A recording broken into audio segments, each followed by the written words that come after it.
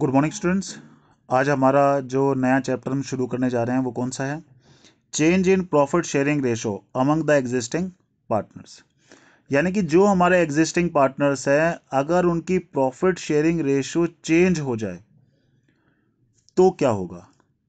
ठीक है, चेंज होने का मतलब क्या है? देखो, सबसे पहले तो मतलब समझ लेते हैं। Change in existing agreement of the partnership is reconstitution of the firm. ध्यान रखना, कोई भी जो एग्जिस्टिंग एग्रीमेंट है, अगर उसमें कोई भी चेंज होता है तो उसको हम क्या बोलते हैं? Reconstitution of the firm. ये खास ध्यान रखना, कई बार एग्जामिनेशन में पूछते हैं कि रिकॉन्स्टिट्यूशन ऑफ द फर्म का मीनिंग क्या है। तो बेटा, क्या मीनिंग है इसका? कि कोई भी जो एग्जिस्टिंग एग्रीमेंट होता है उसमें अगर कोई भी चेंज करते हैं तो उसको हम बोलते हैं रिकॉन्स्टिट्यूशन ऑफ फर्म। अगर मैं दूसरी लैंग्वेज में बोलूं तो क्या होगा बेटा? Existing agreement comes to end, यानी कि जो एग्जिस्टिंग एग्रीमेंट होगा वो क्या हो जाएगा? एंड हो जाएगा, and a new agreement come into existence. ठीक है, एक नया एग्रीमेंट हमारा आ जाएगा। ठीक है, अब आप कहोगे कि सर एक बात बताओ, प्रॉफिट शेयरिंग रेशो चेंज करने की जरूरत ही क्या है? क्यों चेंज कर रहे हैं? जब एक बार एक एग्रीमेंट बन गया तो अब प्रॉफिट शेयरिंग रेशो चेंज करने की क्या जरूरत है? बेटा, होता है कई बार जरूरत होती है चेंज करने की। अब जरूरत क्यों होती है? देखो, मान लो ए बी सी तीन पार्टनर काम कर रहे हैं। ठीक है, मान लो कौन कौन पार्टनर काम कर रहे हैं? ए बी सी तीन पार्टनर काम कर रहे हैं। ठीक है, अब उसमें से बी मान लो सबसे ज्यादा मेहनत कर रहा है, सबसे ज्यादा इफिशिएंट भी वही है। बाद में उसको पता चलता है कि यार इनमें से तो कोई मेहनत ढंग से कर ही नहीं रहा है, जो मेहनत कर रहा हूं सारी की सारी कौन कर रहा है? मैं ही कर रहा हूं। ठीक है, और एक ऐसा पर्सन है जो कोई कुछ काम ही नहीं कर रहा है, या बाद में उसने कोई अपना नया कुछ खोल लिया तो जिसकी वजह से वो फर्म को टाइम ही नहीं दे पा रहा है ना? या किसी ने कैपिटल बहुत ज्यादा विड्रॉ कर ली है किसी भी वजह से। ठीक है, तो इन सारी सिचुएशंस में, ठीक है, जब पार्टनर्स को बहुत ज्यादा प्रॉब्लम होने लगती है कि भाई देखो, मैं ही सारा काम कर रहा हूं, ये दोनों तो कर ही नहीं रहे हैं, या एक बंदा तो बिल्कुल भी काम नहीं कर रहा है, तो ऐसे केस में वो क्या चाहते हैं कि भैया एक नया एग्रीमेंट बनाया जाए। सब कुछ तो मैं कर रहा हूँ, प्रॉफिट तुम लोग ज्यादा ले रहे हो, मुझे तो कुछ भी दे ही नहीं रहे हो ढंग से। ठीक है, तो ऐसे केस में या अदर केसेस भी हो सकते हैं, हमारा क्या होगा कि प्रॉफिट शेयरिंग रेशो चेंज करने की वो लोग सोच लेते हैं। ठीक है, अब प्रॉफिट शेयरिंग रेशो चेंज होगी तो किस किस इवेंट पे होगी? ठीक है, रिकॉन्स्टिट्यूशन ऑफ फर्म किसको बोलते हैं? मैंने क्या बताया, रिकॉन्स्टिट्यूशन का मतलब है कि जो ओल्ड एग्रीमेंट है वो comes to end a new agreement come into the existence. ठीक है, तो ए फर्म इज रिकॉन्स्टिट्यूशन, वो कहता है reconstituted in the following events. सबसे पहले change in profit sharing ratio. PSR का मतलब क्या है? Change in profit sharing ratio, यानी कि अगर कभी भी प्रॉफिट शेयरिंग रेशो चेंज होगी तो भी हम क्या मानेंगे? रिकॉन्स्टिट्यूशन ऑफ फर्म मानेंगे। कोई नया पार्टनर एडमिट होगा तो भी हमें फर्म को क्या करना पड़ेगा? रिकॉन्स्टिट्यूट करना पड़ेगा। क्यों करना पड़ेगा? क्योंकि पहले तो दो पार्टनर थे बेटा, ए और बी, दोनों मान लो 1-1 की रेशियो में बांट रहे थे, पर अब तो सी भी आ गया, उसे भी देना पड़ेगा, है ना? तो हमें अपनी प्रॉफिट शेयरिंग रेशियो क्या करनी पड़ेगी? चेंज करनी पड़ेगी, है ना? ऐसे ही तो क्या करना पड़ेगा? रिकॉन्स्टिट्यूट करना पड़ेगा फर्म को। रिटायरमेंट ऑफ ए पार्टनर, मान लो ए बी सी तीन पार्टनर थे, रेशियो थी 5-3 और 2 की, लेकिन इसमें से मान लो बी रिटायर हो गया, तो एक पर्सन अगर रिटायर हो गया तो अगले साल से तो उसको देना ही नहीं पड़ेगा। अब देना नहीं पड़ेगा तो अगले साल से 5-3-2 में हम बांटेंगे भी नहीं, तो रेशो को क्या करना पड़ेगा? चेंज करना पड़ेगा। तो क्या कौन सा कॉन्सेप्ट आ जाएगा? Reconstitution of the firm. Death of A partner, किसी की डेथ हो जाए तो वो चला जाएगा, अगले साल फिर से रेशो क्या करना पड़ेगा? चेंज करना पड़ेगा, है ना? तो उसको भी क्या बोलेंगे? Reconstitution of the firm. कोई दो फर्म अगर आपस में जुड़ जाए, अमेलगेमेट का मतलब बेटा दो फर्म अगर जुड़ जाए आपस में, तो भी हम क्या बोलते हैं उसको? रिकॉन्स्टिट्यूशन ऑफ द फर्म, यानी कि रिकॉन्स्टिट्यूट करना पड़ेगा सब कुछ। ठीक है बेटा, जब भी फर्म रिकॉन्स्टिट्यूट होती है तो कुछ एडजस्टमेंट्स हमें करनी पड़ती हैं। ठीक है, वो कौन कौन सी एडजस्टमेंट है जो हमें करनी पड़ी, ध्यान से सुन लो। सबसे पहले, जब भी प्रॉफिट शेयरिंग रेशो चेंज होगी तो कौन कौन सी एडजस्टमेंट करनी पड़ेगी? सबसे पहले डिटर्मिनेशन ऑफ सैक्रिफाइसिंग और गेनिंग रेशो। रेशो बेटा अगर चेंज होगी तो ये तो ऑब्वियस है, किसी को फायदा होगा और किसी को नुकसान। तो सबसे पहले ये भी क्वेश्चन में पूछना आएगा कि किसको कितना फायदा हुआ, किसको कितना नुकसान हुआ। सेक्रीफाइस मतलब किसने कितना दे दिया, नुकसान हुआ। गेन मतलब किसको कितना फायदा हुआ। ठीक है, अगर प्रॉफिट शेयरिंग रेशियो चेंज होगी तो गुडविल की ट्रीटमेंट भी करनी पड़ेगी, क्योंकि अभी तक तो सारे ही पार्टनर काम कर रहे थे, और जो भी गुडविल है वो सबकी मेहनत है ना?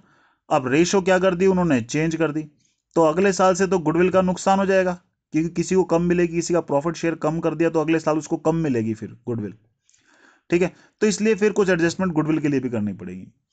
हमारे पास जो रिजर्व या एक्यूमुलेटेड प्रॉफिट या लॉसेज है ना, अभी तक का जो भी प्रॉफिट है वो तीनों की मेहनत का है, और अभी तक की प्रॉफिट शेयरिंग रेशो में बांटा जाना चाहिए, क्योंकि अगले साल से तो प्रॉफिट किसी को कम मिलेगा, किसी को ज्यादा मिलेगा, क्योंकि रेशो क्या हो गई, चेंज हो गई। किसी को कम मिलेगा को डेफिनेटली किसी को क्या मिल जाएगा, ज्यादा।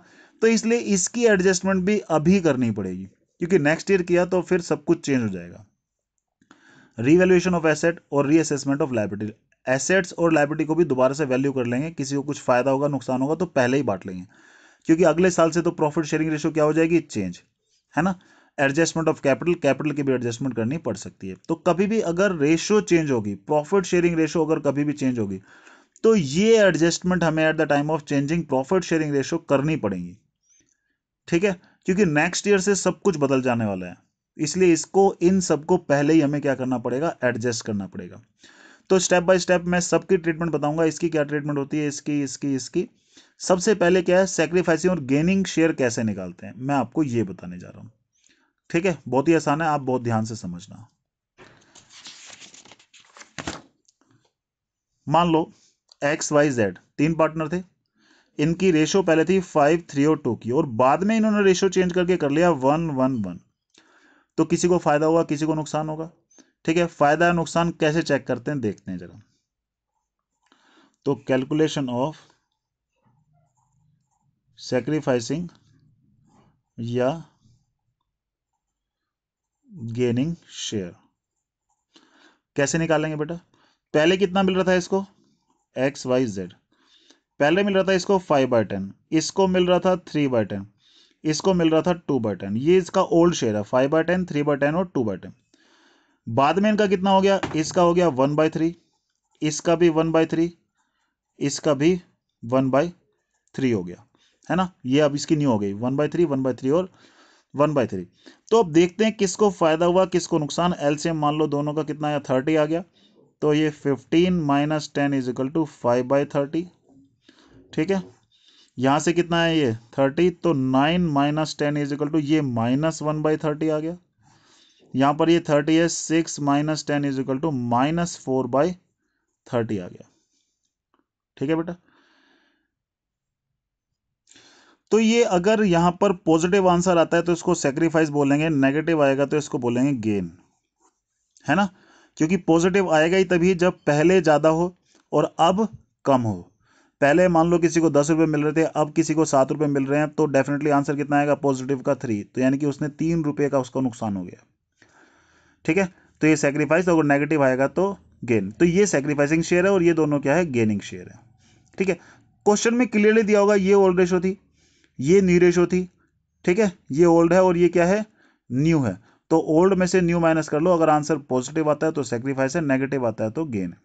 ठीक है, एक तो क्लियरली ये दिया हो, कई बार आपको क्लियरली ना दे के ऐसे देगा, क्या देगा, ओल्ड था 5, 4, 1। केस वन, मान लो केस वन में कह रहा है सी ने 1/5 लिया सिर्फ ए से, नुकसान किसका हुआ, सिर्फ ए को हुआ।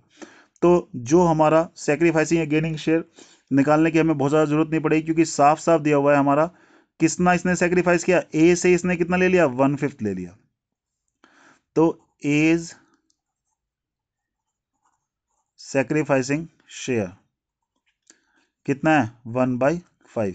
ठीक है, और सी गेन कितना, 1/5। इसने सेक्रीफाइस कर लिया, इसने क्या कर लिया बेटा, गेन कर लिया। ठीक है, अब इनकी न्यू रेशो क्या हो गई, ये भी देख लेते हैं।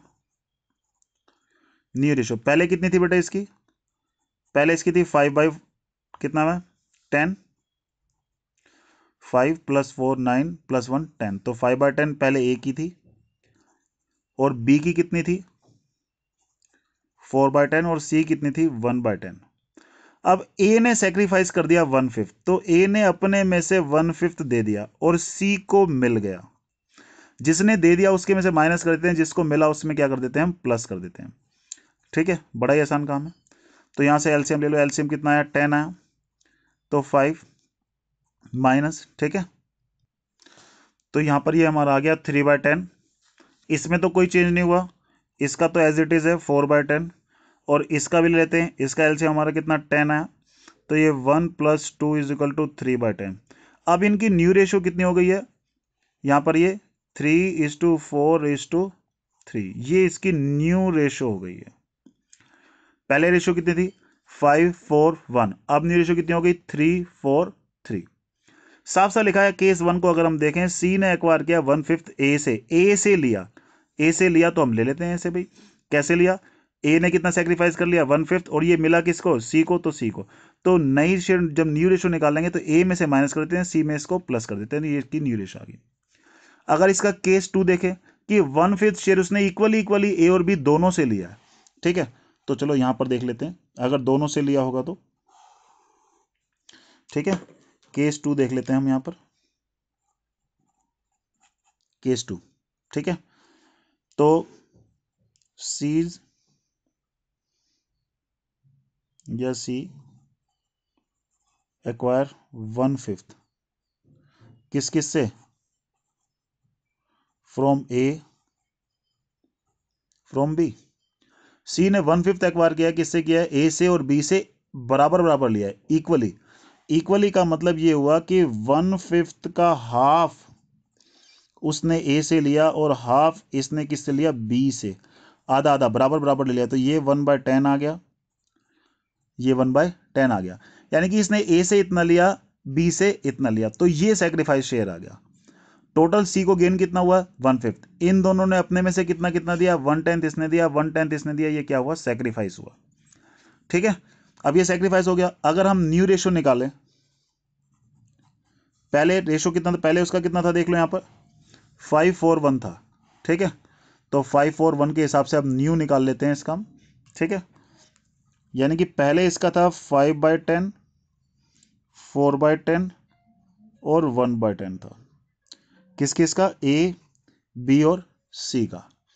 बाद में इसने ए ने अपने में से दे दिया 1/10, ये दे दिया, इसने अपने में से ये दे दिया, और ये दोनों इसको मिल गए, 1/10 ए से मिला, 1/10 इसको बी से मिला, ये टोटल 1/5 हो गया। इन दोनों को अगर टोटल करेंगे तो बेटा 1/5 ही आएगा, ठीक है।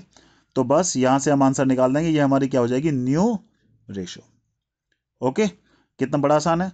यहां पर कितना आ गया 4/10, और ये कितना है 3/10, और यहां पर कितना है 3/10। ये इसकी न्यू रेशो है, यानी कि 4 ऊपर ऊपर का देखते हैं सिर्फ, 4:3:3। ध्यान रखना जब रेशो देखेंगे तो सिर्फ ऊपर ऊपर का 4:3:3, क्योंकि डिनोमिनेटर सबके सेम है, ठीक है। तो ये हमारी कैलकुलेशन क्या है, सेक्रीफाइसिंग और गेनिंग शेयर की कैलकुलेशन। अगर आपको क्वेश्चन में न्यू रेशो दे रखी हो तो ओल्ड में से न्यू को माइनस कर देंगे, तो क्या आ जाएगा, सेक्रीफाइसिंग या गेनिंग शेयर। पॉजिटिव आता है तो सेक्रीफाइस, नेगेटिव आता है तो गेन, ठीक है। अगर क्लियरली दे रखा है उसने कि किस किस से कितना कितना लिया, तो जिससे लिया है उसके में से माइनस कर देंगे, और जिसको मिला है उसके में प्लस कर देंगे, ठीक है। ये केस 1, केस 2, इसके जो रिमेनिंग क्वेश्चंस हैं वो आप करना, ठीक है। अब मैं आपको कराऊंगा ट्रीटमेंट ऑफ गुडविल।